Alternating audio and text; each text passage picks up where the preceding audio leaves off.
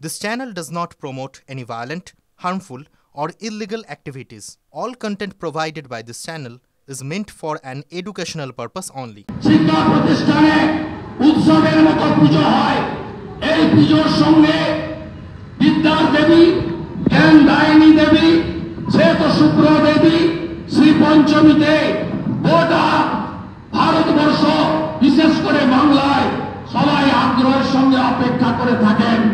আমরা যে বলতে চেয়েছিলাম কালকে কি আমাদের মহিলা বিধায়িকারা শ্রীমতী অগ্নিমিত্রা পাল, শ্রীমতী শিখা চ্যাটার্জি, শ্রীমতী মালতী রাভা রায়, শ্রীমতী শিরূপা মিত্র চৌধুরী, শ্রীমতী তাপসী মন্ডল, শ্রীমতী চন্দনা বাউরি, শ্রীমতী সুমিতা সিনহা এরা কালকে বলতে চেয়েছিলেন যে কেন মুখ্যমন্ত্রী যে ল কলেজে তিনি পড়েন বলে দাবি করেন সেখানকার ছাত্রীকে কলকাতা হাইকোর্টে যেতে হল, কেন র্যাব করিয়ে, কেন সেখানে জয়েন্ট সিপি ডিসিকে দাঁড় করিয়ে পুজো করানো হলো, কেন সাবির আলী তৃণমূল ছাত্র পরিষদের নেতা তার বিরুদ্ধে ব্যবস্থা গ্রহণ করা হলো না, কেন হরিণঘাটার নগর উপড়াতে হেডমাস্টার মশাইকে গিয়ে আল আমিন মন্ডল তৃণমূলের বুথ সভাপতি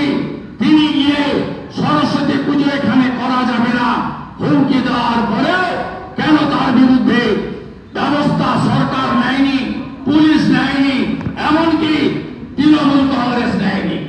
আজকে তার প্রতিবাদ আমরা করেছিলাম। আমরা মা সরস্বতীর অপমান তার প্রতিবাদ করতে গিয়ে সাসপেন্ড হয়েছি। আমাদের এতে এতটুকু দুঃখ নেই। আজকে এই মুখ্যমন্ত্রী বিধানসভায় বক্তব্য রাখছেন। এই মুহূর্তে আপনারা জানেন এই বিধানসভাকে কলুষিত করেছেন এই মুখ্যমন্ত্রী।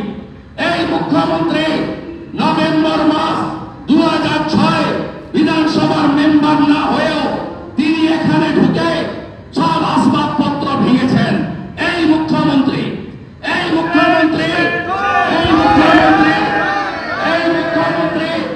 14 আগস্ট 2005 ডেপুটি স্পিকার লোকসভায় তার গায়ে কাগজ এবং চাদর ছুঁড়ে মেরেছিলেন। এই মুখ্যমন্ত্রী আজকে এখান থেকে লাইভ করবেন আমরা জানি, কারণ এই বিধানসভা হাউস বিলংস টু অপোজিশন নেই। এই বিধানসভাকে সরকার যেমন চালান, পার্টি যেমন